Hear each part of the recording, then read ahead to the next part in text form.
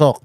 Misuse yung testigo ngayon napaamin siya na yung kanya preliminary lang, hindi pa final yun. Yan ang matagal na nating sinasabi, di ba? From the very start, sinasabi natin, yung mga findings ng COA ay hindi final, kaya it should be the basis of the Vice President being sued for an impeachable offense. Kasi hindi pa nga hindi pa offense preliminary pa lang. At yan ang inamin niya kanina. Umamin siya Kaya lang, if you notice, evasive pa siya Pero finally, umamin din siya na talagang hindi.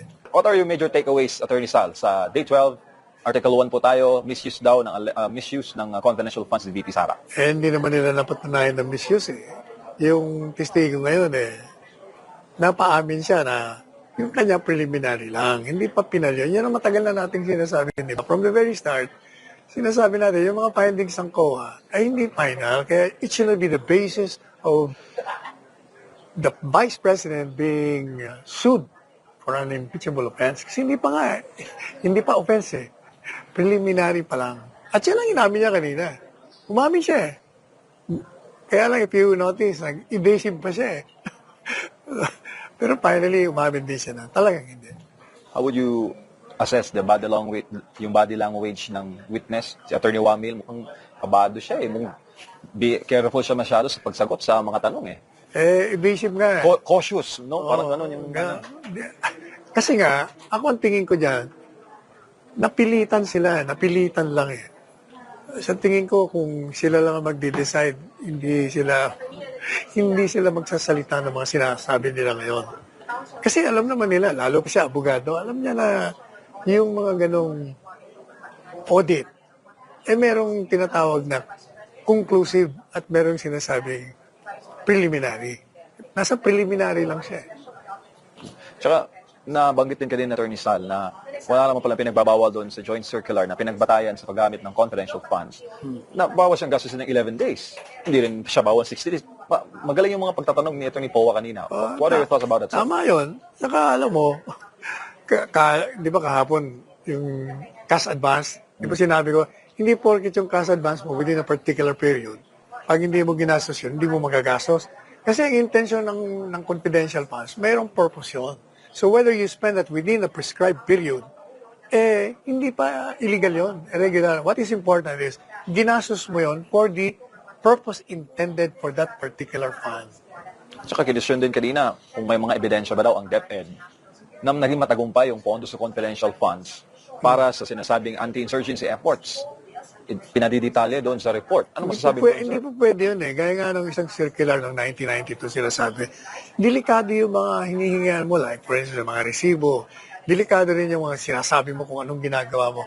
Kasi, confidential nga ito Ang purpose po kasi ng confidential funds, you're going to use the money of the government to destroy the enemies of the state.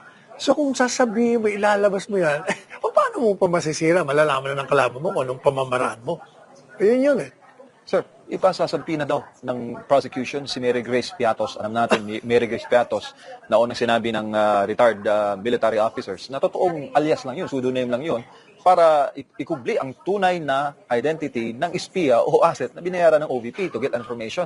Ngayon, ipasasampi na daw po nila. Anong masasabi mo doon, sir? Ipalilitaw nila dito sa Senate Impeachment Court. Ibig sabihin, yung kabila, magpapalabas ng isang fake na Piatos. Fake na nga yung talagang taong yun, magagawa sila ng fake para kunyari yun ang totoo. Sir, gawa-gawa lang lahat yan. Attorney, patuloy ang panawagan ng prosecution na mag-appear daw ng personal si VP Sara para personal daw na sagutin yung katanungan po ng prosecution. Ano pong masasabi mo doon, Attorney Sa? Kabobohan yun Yung personal na atin si Inday. Hindi naman sinusumpinan si Inday. Lahat ng mga resource person dyan, mga witnesses, nakalista yan sa pre-trial brief pa lang, nakalagay na kung sino yung mga ipapatawag na mga ng mga testigo. Hindi naman kasama si Inday doon sa mga ipapatawag na testigo para mga tanga to mga to. Paano naman mapapa-attend mo yun? Ngayon lang yung Article 4, hindi nila naprubahan. Yung Article 1, crumbling na naman siya, gumuguho na. Anong reason para humarap? Maliban pa sa hindi siya kailangan, hindi requirement. Kaya nga pinagpapalagay na inosente. Ikaw nag-aakusa, di prubahan mo. Sir, ano po ang mensahe niyo sa taong bayan? Day 12 na po tayo ng impeachment at Yan. Oh, malinaw. Malinaw dyan sa sinabi ni Salpanelo na malabo yan. Malabo na to. Wala na tong pupuntahan mga bossing. Wala na to. Tapos na ito. Siguro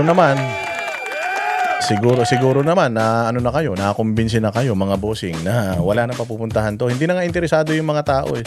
Hindi na nanonood yung mga tao dito sa walang hiyang ano na ito, walang hiyang impeachment na ito. Kanina nga may nagsabi sa SMNI 30 million nanonood nung una. Sa pang 12 araw wala na. So nakikita na rin ng mga senador na pababa na ng pababa. Hindi na talaga interesado yung mga tao rito. Kasi alam naman talaga ng tao yung trust rating ni Inday Sara pataas eh. Alam naman ng tao na itong si VP Sara talagang hindi naman magnanakaw ito. O at ang mga Duterte hindi naman talaga magnanakaw yan. And itong impeachment na ito, malinaw pa sa sikat ng araw na paninira lang ito kay Inday Sara para humina yung kanyang tsansa sa 2024 kasi nga hahabulin lahat ng mga pagnanakaw nila. Si Luistro, baka singilin na si Luistro sa kanyang mga utang. O tapos may na-disbar pa naman na may na-disbar ba? Disbar ba o nasuspinde na isang abogado dahil pinayuhan niya yung kanyang kliyente na magtago o hindi ba si Luistro pinayuhan niya yung kanyang asawa na magtago. Aside from that, itong mga Maleta Boys, itong mga sinumbong ng mga Maleta Boys na mga Brave 18 yung mga congressman na mga nagnakaw, yung mga contractor, lahat yan hahabulin yan lahat ni Inday. Kaya talagang pinipilit talaga nila na itong si Inday Sara ay hindi manalo sa 2020 dahil katapusan na ng mundo nila. Kami ang boses ng masa, hindi natatakot. Katotohanan lang, di kami nalulunod. Walang bahid ng sismis, lahat ay totoo. Kahit sino ka pa, pag mali ka babanatan ka. Walang pinipili kulay, wala kaming kinikilingan. Basta para sa bayan, kami lalaban. Pag tama palakpakan, pag mali banatan. Di matitinag, di matatakot, para sa bayan tuloy ang sigaw. Sa harap ng kamera, walang halong takot.